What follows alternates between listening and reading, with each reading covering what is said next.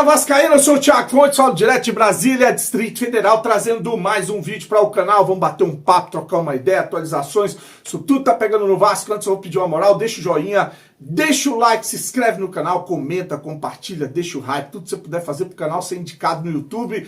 Eu agradeço a moral que vocês dão aqui diariamente para o canal, beleza? Olha, tô com a camisa que o Fernando Diniz jogou, tava lá na torcida do Vasco, no Mané Garrincha. Eu tava aqui, quando virei, a camisa tava vindo na minha direção, o Fernando Diniz tinha jogado, e eu peguei Força Adson. Por que eu botei essa camisa, né? O Adson que passou por cirurgia, botou placa na perna dele, depois sentiu o incômodo da placa, depois de um tempo parado, né? Teve que fazer nova cirurgia para tirar a placa, depois nova recuperação, voltou a jogar e infelizmente sofreu uma fratura, uma lesão de novo, que o tirou de combate. Aí fizeram essa camisa aqui, Força Adson, porque um cara que ficou quase um ano parado, volta e aí na sequência tem uma nova lesão séria. A mesma coisa aconteceu com o Jair. É a notícia que a gente tem. Infelizmente, o Jair tá fora do Vasco em 2025 e vai demorar a voltar de novo, tá?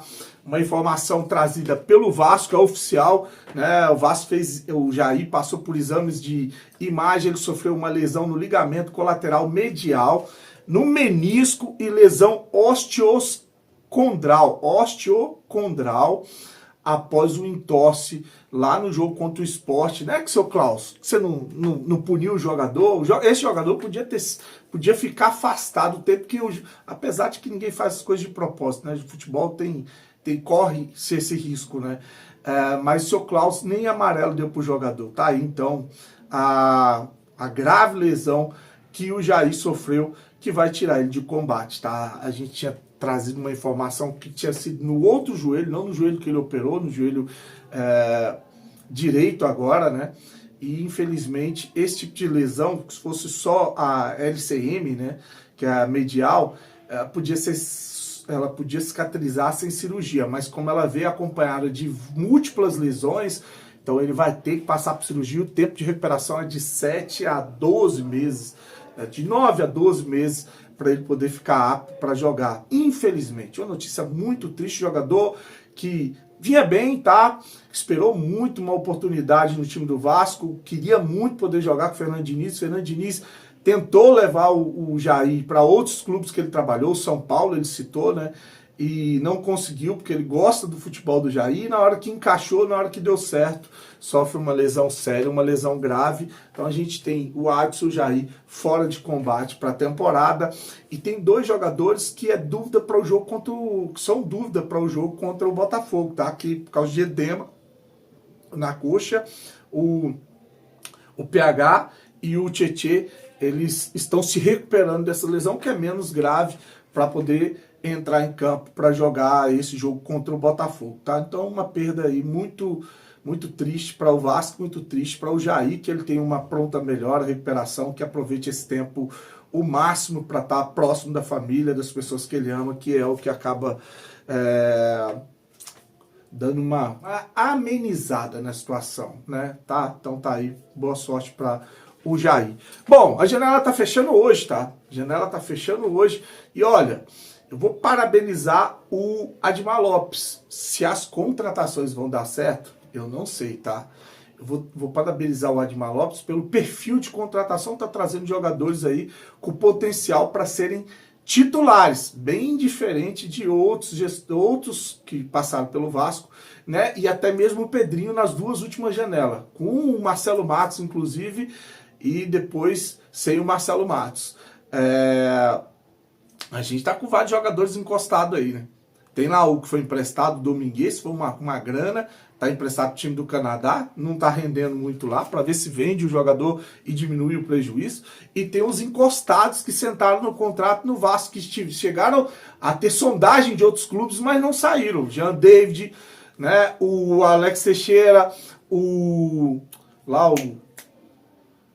Lucas Oliveira, o zagueiro que levaram para o jogo contra o Sport, que entrou no segundo tempo, né? Lucas Oliveira, Jean David, Alex Teixeira e o Lloyd Augusto, que estão dizendo que há uma possibilidade de sair um negócio, um empréstimo para um time da Turquia.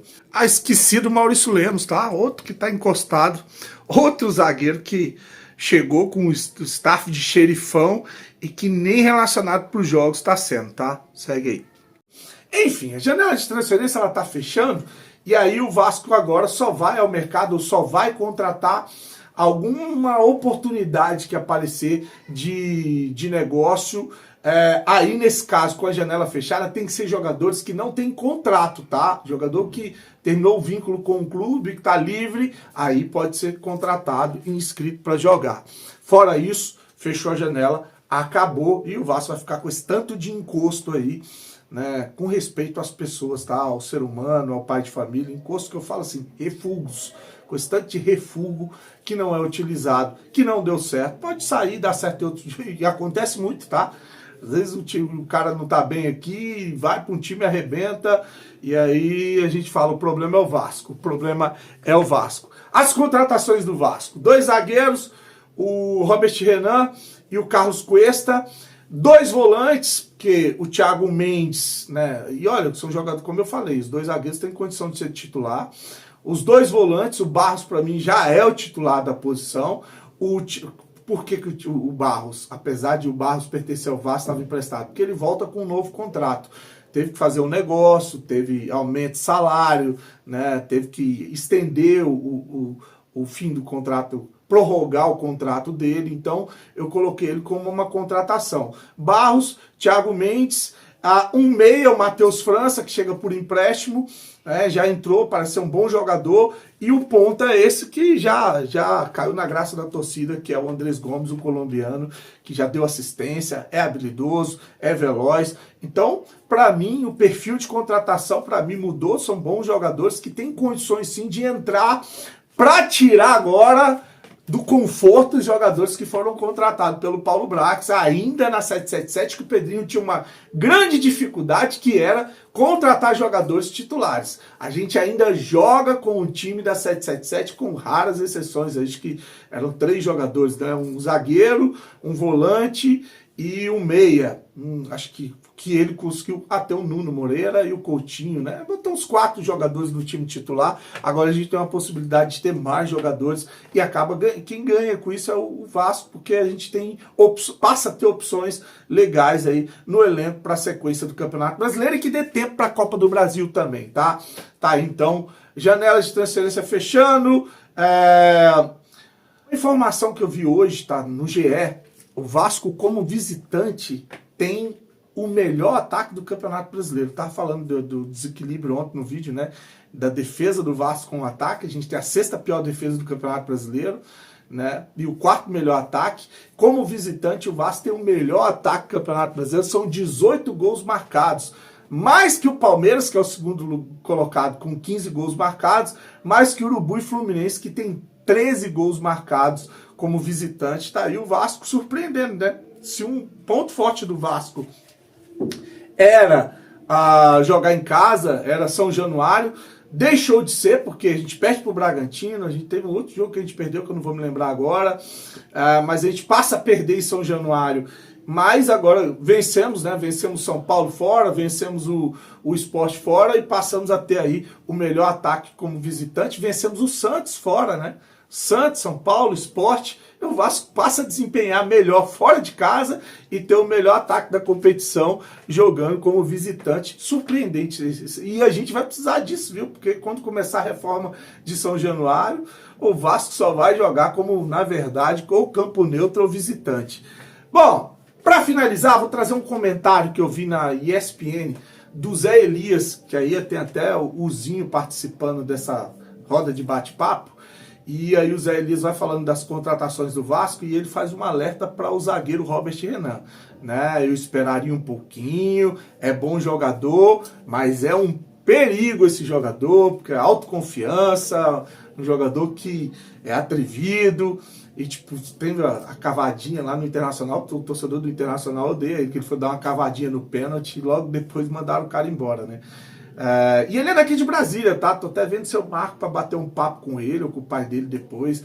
Mas eu vou deixar aí a opinião dos ex-jogadores aí que são comentaristas sobre o perigo do Robert Renan na defesa do Vasco. Tem que ser com calma, tem que saber conversar, porque é o Diniz e é um jogador que ele costuma ser bem perigoso. Vou botar aí pra você, vou meter o pé, curte, se inscreve no canal, desejar pra você um dia abençoado, fique com Deus e saudações vascaínas. Contratação do zagueiro Carlos Cuesta, colombiano de 26 anos, que estava no Galatasaray, estava jogando no futebol turco, mais um reforço Zé Elias pro setor defensivo que realmente necessita de peças. Sim, é o que é necessário, né? Porque ele tá jogando com o Hugo Moura ali improvisado, ele falou, tem o Robert Renan, agora o Cuesta. Robert Renan e tal. Cuesta. Embora, olha, o Robert Renan eu esperaria um pouquinho.